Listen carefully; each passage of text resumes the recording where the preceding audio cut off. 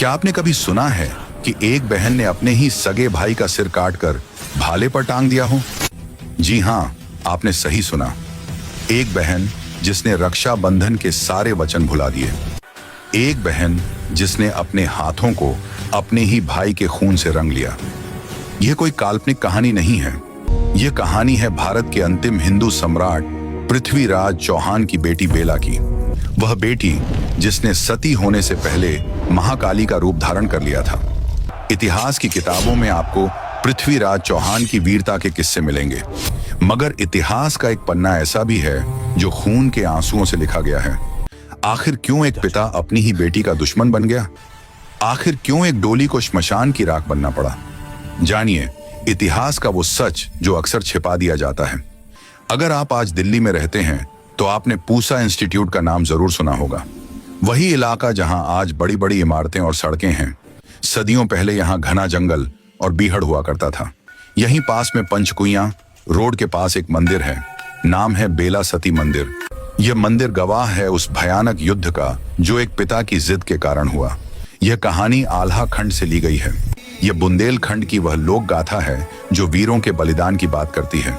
यहाँ पृथ्वीराज चौहान वो नायक नहीं है जिन्हें हम जानते हैं। यहाँ वह एक ऐसे पिता हैं जिनका अहंकार उनकी बेटी की खुशियों से बड़ा हो गया। एक खलनायक पिता जो अपनी ही बेटी का घर बसने नहीं देना चाहता।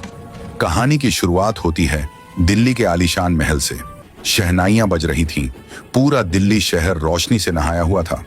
पृथ्वीराज चौहान की बेटी बेला का विवाह तय हुआ था। दूल्हा कोई आम इंसान नहीं था। वह थे महोबा के वीर राजकुमार ब्रह्मा यानी ब्रह्मानंद। ब्रह्मा महोबा के राजा परमाल के बेटे थे। उनकी वीरता के किस्से दूर दूर तक मशहूर थे। बेला जितनी सुंदर थीं, ब्रह्मा उतने ही वीर। दोनों की जोड़ी को देखकर लोग कहते थे कि जैसे राम और सीता का मिलन हो रहा हो। विवाह बड़े धूमधाम से संपन्न हुआ। हाथी, घोड़े और पालकियों का तांता लगा हुआ था। महोबा से आल्हा और ऊदल जैसे महान योद्धा बारात लेकर आए थे। सब कुछ ठीक चल रहा था। रिश्ते जुड़े, रस्में हुई और विवाह हो गया। मगर असली कहानी तो अब शुरू होनी थी।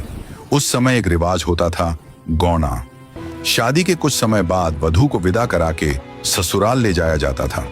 विवाह के बाद ब्रह्मा अपनी बारात लेकर महोबा लौट गए। तय हुआ कि कुछ समय बाद बेला का गौना होगा, लेकिन किस्मत को कुछ और ही मंजूर था। समय बीतता गया। बेला अपने पिता के घर में अपने पति के इंतजार में दिन काट रही थी। उधर महोबा में राजकुमार ब्रह्मा अपनी पत्नी को लाने के लिए बेचैन थे। आखिरकार गौना का समय आ गया। महोबा से संदेश आया कि हम अपनी बहू को लेने आ रहे हैं। दिल्ली में तैयारी शुरू होनी चाहिए थी, मगर यहां तो माहौल ही कुछ और था। पृथ्वीराज चौहान अपनी सभा में बैठे थे। उनके चेहरे पर एक अजीब सी सख्ती थी। तभी उनके कुछ दरबारियों ने उनके कान भरने शुरू कर दिए। दरबारी बोले, महाराज, महोबा वाले आपसे रिश्ते में छोटे हैं। अगर उन्होंने आपकी बराबरी करने की कोशिश की तो यह दिल्ली की शान के खिलाफ होगा। कहा जाता है कि विवाद की वजह नगाड़े थे। उस समय नियम था कि दिल्ली की सीमा में सिर्फ पृथ्वीराज का नगाड़ा बज सकता था, लेकिन महोबा के वीरों का नियम था कि उनका नगाड़ा कभी बंद नहीं होता। यह सिर्फ एक नियम नहीं था, यह मूंछ की लड़ाई थी। यह अहंकार का टकराव था। पृथ्वीराज ने ठान लिया कि वह महोबा वालों को झुकने पर मजबूर कर देंगे। पृथ्वीराज ने भरे दरबार में ऐलान कर दिया, पृथ्वीराज, सुनो सब लोग, महोबा वालों से कह दो, अगर बेला का गौना कराना है तो उन्हें हमारी शर्तें माननी होंगी। उन्हें दिल्ली के दरवाजे पर अपना सिर झुकाकर आना होगा, बिना नगाड़े, बिना शान शौकत के, जैसे कोई याचक आता है। यह खबर जब बेला तक पहुंची तो वह सन्न रह गई। वह दौड़ी दौड़ी अपने पिता के पास गई। बेला की आंखों में आंसू थे। बेला, पिताजी, यह आप क्या कह रहे हैं? पिताजी, ब्रह्मा मेरे पति हैं, महोबा के राजकुमार हैं। आप उनका अपमान कैसे कर सकते हैं? पृथ्वीराज ने अपनी बेटी की तरफ देखा। उनकी आंखों में पिता का प्यार नहीं, एक सम्राट का अहंकार था। पृथ्वीराज, बेला, तुम अभी बच्ची हो। तुम नहीं जानती कि राजपूताना शान क्या होती है। हमने महोबा को अपनी बराबरी पर बैठने दिया, यही हमारी भूल थी। अब उन्हें उनकी औकात दिखानी होगी।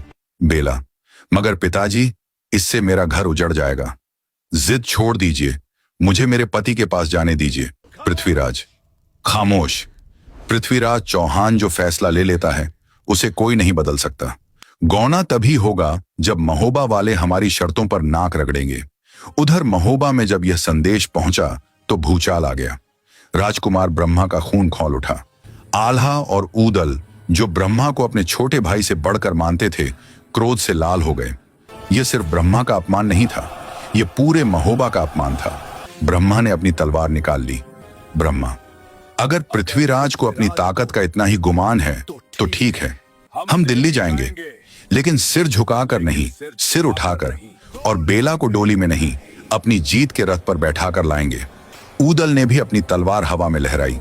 ऊदल, भैया, अब बात बातों से नहीं बनेगी। अब दिल्ली की धरती पर महोबा के घोड़ों की टाप गूंजेगी।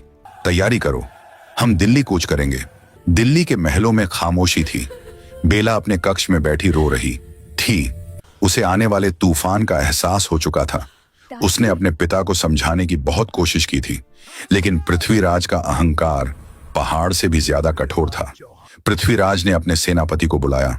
पृथ्वीराज, सुना है महोबा वाले जबरदस्ती आ रहे हैं, उन्हें आने दो। दिल्ली की सीमा पर उनका स्वागत फूलों से नहीं, तीरों से होगा। मेरे बेटे ताहर को बुलाओ, उससे कहो कि अपनी बहन की डोली रोकने के लिए तैयार हो जाए। आज दिल्ली की धरती खून मांगेगी। माहौल में तनाव इतना था कि हवा भी भारी लग रही थी। एक तरफ पिता की जिद थी, दूसरी तरफ पति का स्वाभिमान, और बीच में फंसी थी बेला। क्या ब्रह्मा अपनी दुल्हन को ले जा पाएंगे, या फिर यह गौना एक खूनी जंग में बदल जाएगा? आसमान में काले बादल छाने लगे थे। यह बारिश के बादल नहीं थे, यह आने वाली मौत का इशारा थे। दिल्ली की सीमा पर धूल का गुब्बार दिखने लगा था। महोबा के वीर आ रहे थे, लेकिन इस बार बारात लेकर नहीं, बारात के रूप में मौत लेकर। महोबा की सेना आ चुकी थी। सबसे आगे घोड़े पर सवार थे राजकुमार ब्रह्मा। उनके चेहरे पर दूल्हे जैसी चमक नहीं, योद्धा का तेज था। उनके बगल में थे बुंदेलखंड के शेर ऊदल। सामने पृथ्वीराज की विशाल सेना खड़ी थी। उस सेना की कमान बेला के सगे भाई राजकुमार ताहर के हाथ में थी। एक तरफ भाई था, दूसरी तरफ पति। रिश्तों का खून होना तय था।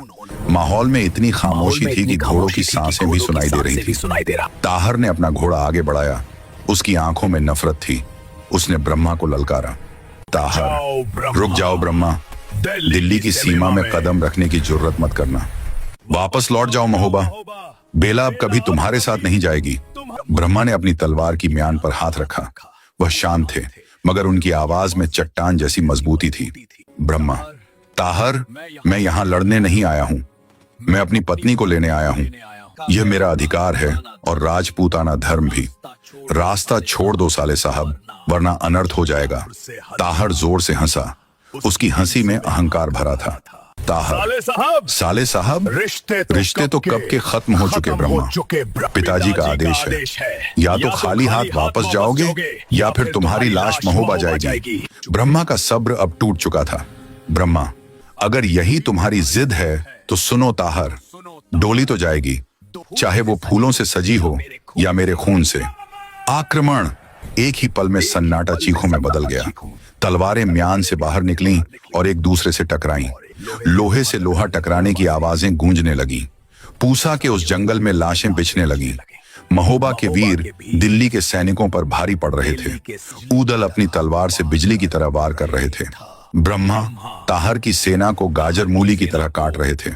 उनका लक्ष्य सिर्फ एक था, ताहर तक पहुंचना और उसे हराकर बेला को ले जाना।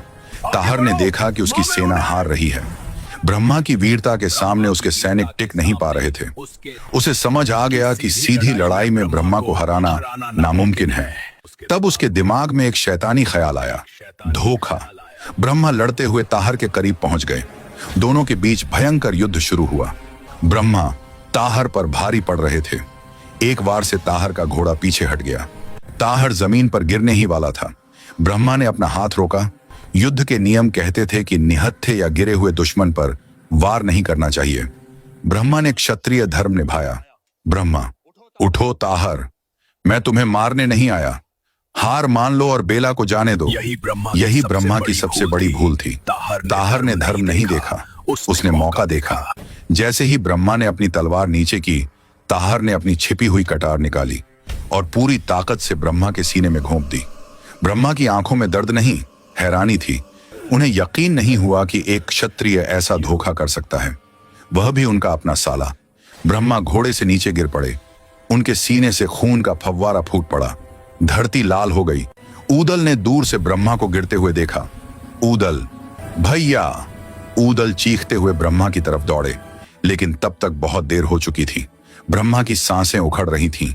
ताहर अपनी जीत पर हंस रहा था। ताहर, कहा था ना मैंने, यहां से सिर्फ लाश जाएगी। ब्रह्मा ने अपनी धुंधली होती आंखों से दिल्ली के महल की तरफ देखा।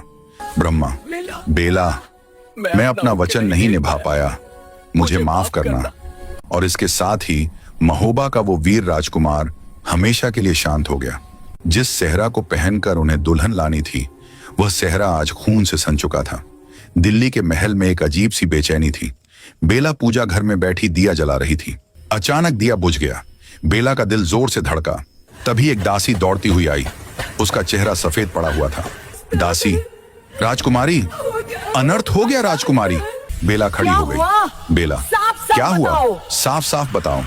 दासी, राजकुमार ब्रह्मा नहीं रहे, आपके भाई ताहर ने धोखे से उन्हें मार दिया। महल की दीवारों से टकराकर यह शब्द बेला के कानों में पड़े। एक पल के लिए लगा कि वक्त थम गया है। सबको लगा बेला रोएगी, चीखेगी। बेला नहीं रोई। उसकी आंखों से आंसू नहीं गिरे। उसकी आंखें अंगारों की तरह लाल हो गईं। उसने अपने सुहाग की चूड़ियों की तरफ देखा। फिर उसने दीवार पर टंगी भारी तलवार की तरफ देखा। बेला ने वह तलवार उठा ली। उसका रूप बदल चुका था। अब वह एक पत्नी नहीं थी, वह साक्षात काली बन चुकी थी। बेला, पिताजी ने कहा था कि डोली नहीं उठेगी। अब डोली भी उठेगी और अर्थी भी। मेरे पति का खून मेरे भाई के खून से धुलेगा। बेला नंगी तलवार लेकर महल से बाहर निकल पड़ी। युद्ध के मैदान में अचानक एक अजीब सी खामोशी छा गई। तलवारें थम गईं। सबकी निगाहें दिल्ली के दरवाजे की तरफ मुड़ गईं। वहां जो दृश्य था, उसे देखकर अच्छे अच्छे वीरों का कलेजा कांप गया। महल से राजकुमारी बेला चली आ रही थी, लेकिन वह अब राजकुमारी नहीं लग रही थी। उनकी आंखों में आंसू नहीं थे, बल्कि खून उतर आया था। बिखरे हुए बाल, हाथ में नंगी तलवार, लाल साड़ी जो अब युद्ध के मैदान की धूल से सन चुकी थी, वह साक्षात देवी काली का रूप लग रही थी। दिल्ली और महोबा दोनों सेनाएं रास्ता छोड़ने लगी। किसी में हिम्मत नहीं थी कि उस शेरनी का रास्ता रोक सके। बेला सीधे वहां पहुंची जहां उसके पति ब्रह्मा का शव पड़ा था, और पास ही खड़ा था उसका हत्यारा, उसका अपना भाई ताहर। ताहर ने अपनी बहन को इस रूप में देखा तो वह भी सहम गया, मगर उसका अहंकार अभी भी जिंदा था। ताहर, बेला, यह औरतों की जगह नहीं है। महल वापस जाओ। जो हुआ वह युद्ध का नियम था। मैंने दुश्मन को मारा है। बेला ने ताहर की तरफ देखा। उसकी आवाज में इतनी ठंडक थी कि ताहर की रीढ़ में सिहरन दौड़ गई। बेला, दुश्मन? वह मेरा सुहाग था ताहर। तुमने युद्ध नहीं किया, तुमने पीठ पीछे वार किया है, एक कायर की तरह। ताहर चिल्लाया। ताहर, जुबान संभालो बेला, मैं तुम्हारा बड़ा भाई हूँ। मैं अभी भी तुम्हें माफ कर सकता हूँ। तलवार फेंक दो। बेला ने तलवार को और कसकर पकड़ लिया। बेला, भाई? वह भाई तो उसी पल मर गया था जब उसने मेरी राखी का मान नहीं रखा।